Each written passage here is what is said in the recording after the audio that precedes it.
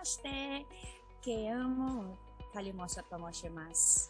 So, Aoyama Kokusai Kara, Sochigo shite, ni 18年から来て、1年ぐらい日本語を勉強して、今まで4年ぐらい日本で住んでます。よろしくお願いします。Hello everyone, my name is Kayem Calimoso. I came here in Japan last 2018. I graduated from Aoyama International Education Institute the same year, December 2018.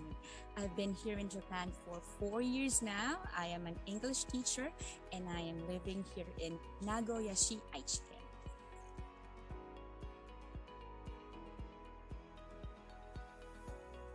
The decision I made was because Japan is and was a childhood dream, and then ang dami pong nangyari. So nag-graduate po ako ng Masters 2017, and then for me, what's next? So it's just practically taking all of the bucket list po, dream bucket list po. And then during that time po, I was teaching English to Japanese citizens here in Japan. So through online po iyon. And then that prompted me to go back to my childhood dream.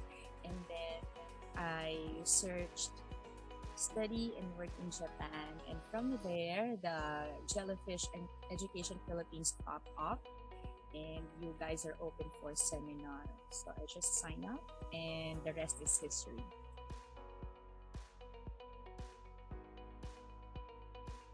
Upon arrival, it was barely N5. In fact, I took JLPT December of 2017, but I didn't make it. So, ganun po ako nag-struggle sa Nihongo. But after graduating, I was around JLPT N4 to N3. It's that level.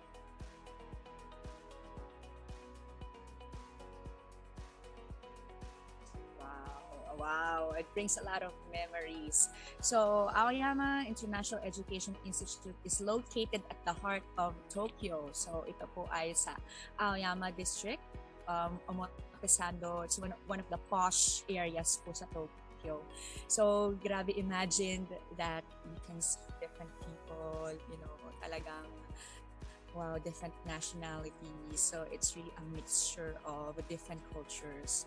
So, I wouldn't say na it was a smooth sailing ride, pero it was such a breakthrough year for all of us, especially for me. So, typical days, we start the day sa school po. Bale, depende po kasi sa schedule. So, panghapon po yung class ko. And then, sa gabi po ako nagtatrabaho. So, the program enabled us to work at least 28 hours maximum each week. So, yun po. Nagkaroon po kami opportunities for part-time job or what we call arubaito.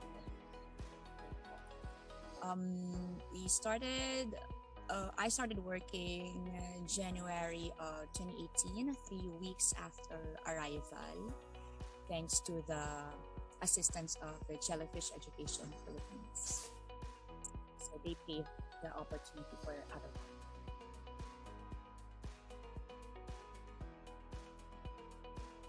So it was the first time that I had literally classmates from different cultures and nationalities. We had Vietnamese, Thailand, Koreans, Chinese, Uzbeks, from Mongolia, from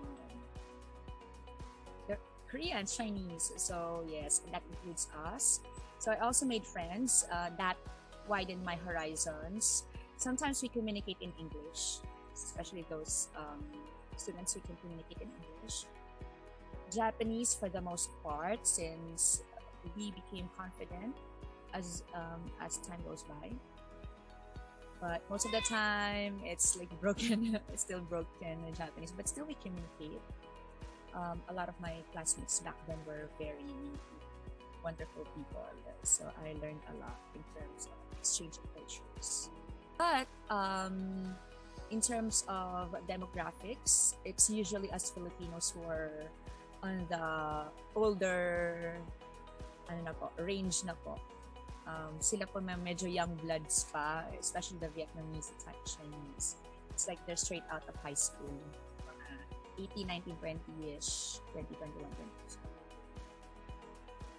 Unlike us, where the average students, Filipino students, around 25 up, 25 years old. So, we're like the ates and the kuyas, the onesans, onisans of the classroom.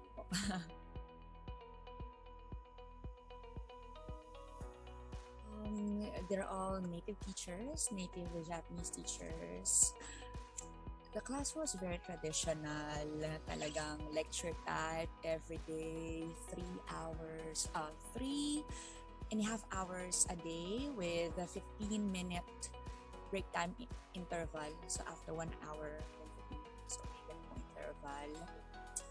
The classes comprises of kanji practice, grammar practice, listening practice, conversation practice. So dun po umiikot yun every single day. And then we have weekly tests, like written test. Yun po. And then it's so modularized in the book. So yes, Mina no Nihongo, that's one of the Bibles of every Nihongo student. And we moved up to NT book, I forgot. It's not Mina no Nihongo, but we transitioned to another book. I forgot what it's called, but yeah, that's basically what we do each day.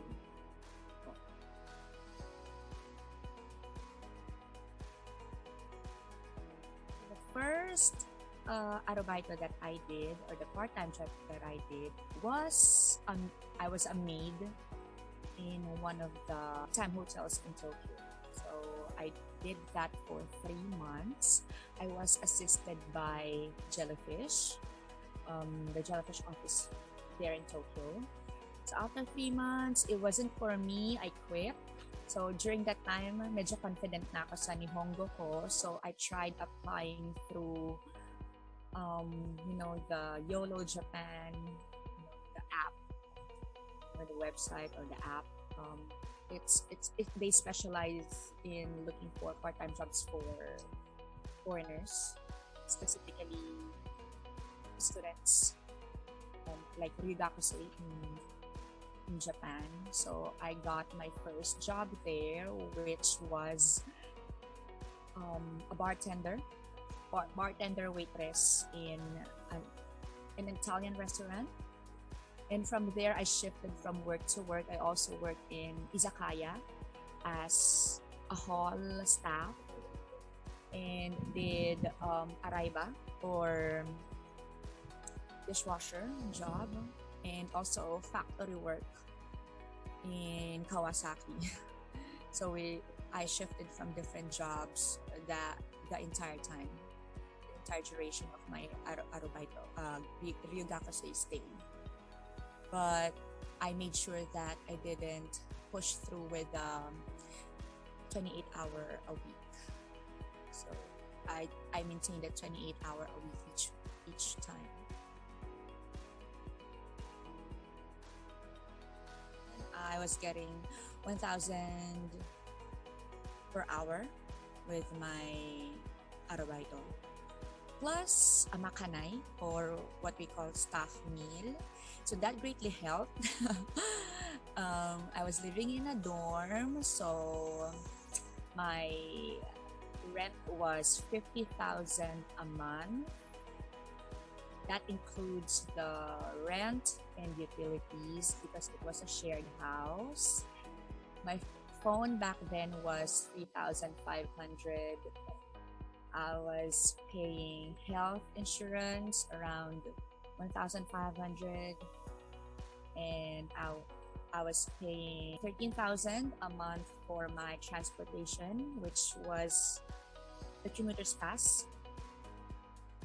So that's determined every month. That's consistent every month already. So the ballpark figure that I spent each month was around 3,000. If I'm not mistaken, I'm getting around 90,000 each month. So I only have the leeway of 10,000 each month. But praise God, I survived even though. So it was still a blessing.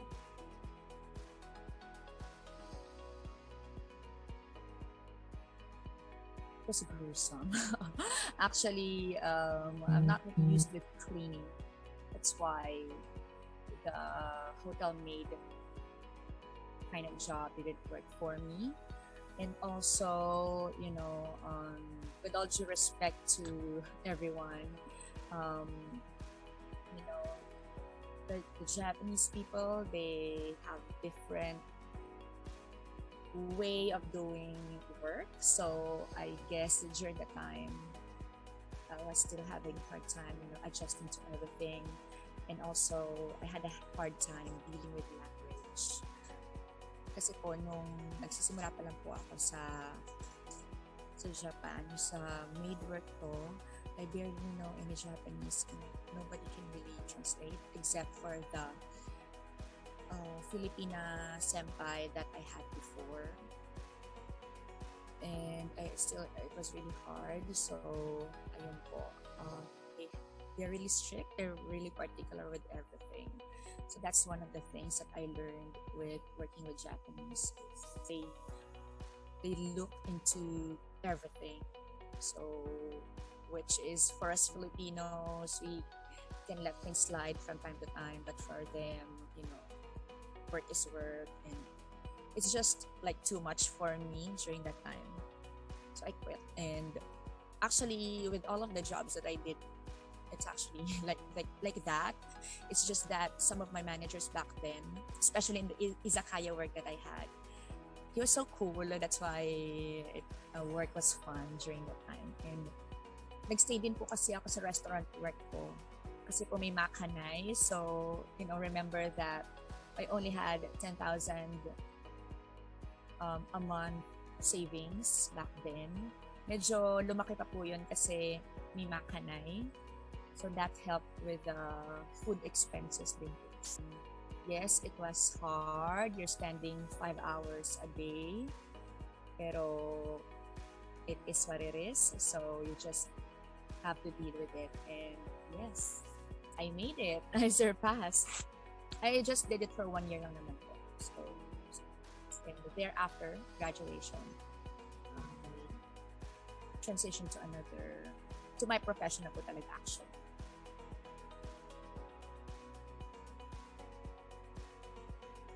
At first, nagtrabaho po kami kasi pwede po kasi na magtrabaho 8 hours. During that time, I think Golden Week, I was able to do that.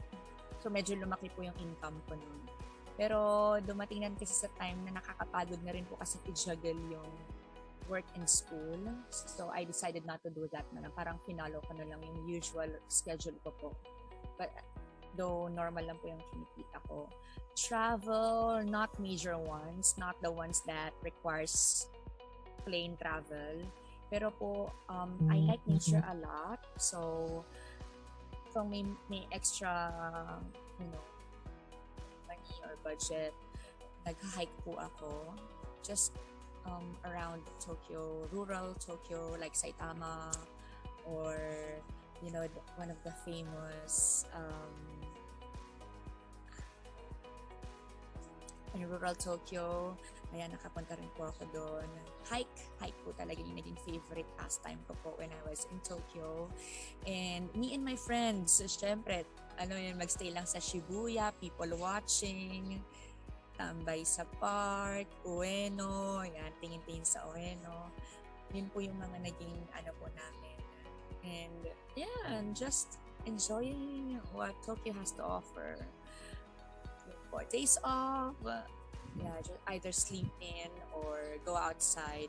And also po pala, after the Jellyfish dorm, I transferred to a shared house which is near the Imperial Palace in Tokyo. Kaya hobby ko pong mag-jog around there. Kokyo, I think that Kokyo is the name.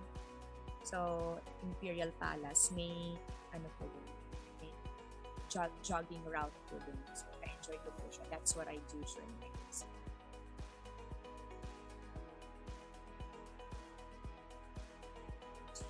Best memories is first coming to Japan.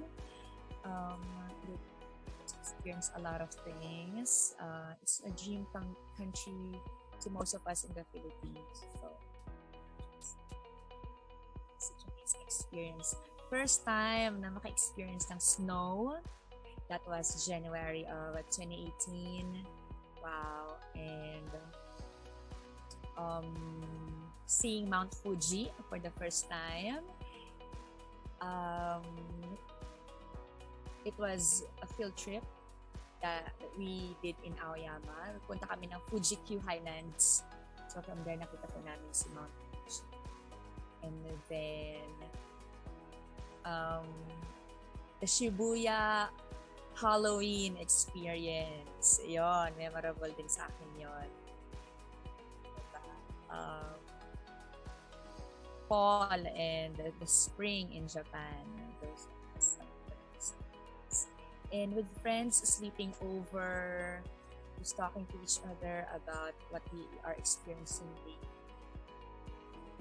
laughing, crying, just being there for each other. Napakadaming experiences here in Japan, especially during the Ryugaku days.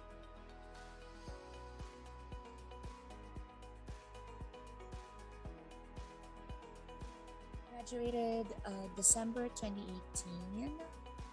So praise God that I was given an opportunity to teach in Okinawa. So from Tokyo, I transferred to Okinawa because of work. I started teaching in Okinawa January 2019. I taught in an international school. So from there, I spent 2.5 years in the international school in Okinawa. So from there, just last year, June of last year, I came here in Nagoya to teach in Eikaiwa. So I'm now an Eikaiwa teacher. I'm loving it. I'm really a teacher by profession. So I am grateful that I came back to my profession and my passion, something that I love doing.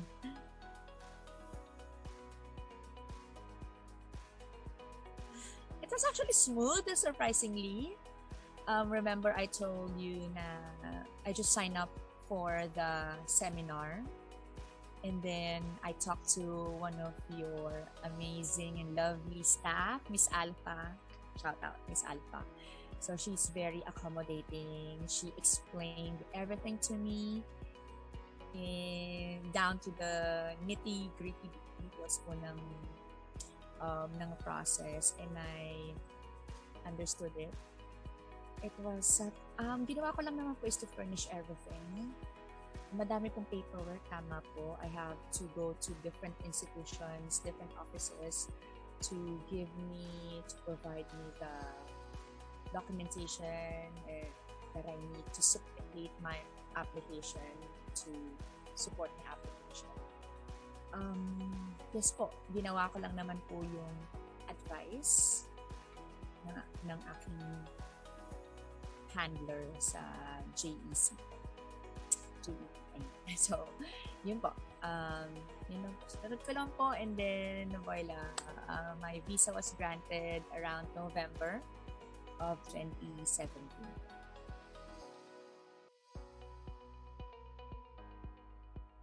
So, first off, I made the decision of going to Japan when I was 30 years old. So, age isn't a limiting factor. It's just, the day that you said yes is also the day that you decide that you'll create change with yourself. It was such an amazing experience to be an international student here in Japan. I'm not saying it will be totally smooth. I'm not saying that it will be totally easy, but it will be a one-of-a-kind experience, a life-changing, once-in-a-lifetime experience. So all you gotta do is to say yes, and just let the opportunities welcome you to all possibilities. And with that, there's a lot of things to prepare for, like for example, finances, emotional, psychological. But one thing's for sure, being in Japan, studying in Japan, nobody regretted it. So all of us enjoyed our experience in Japan. Say yes and let opportunities welcome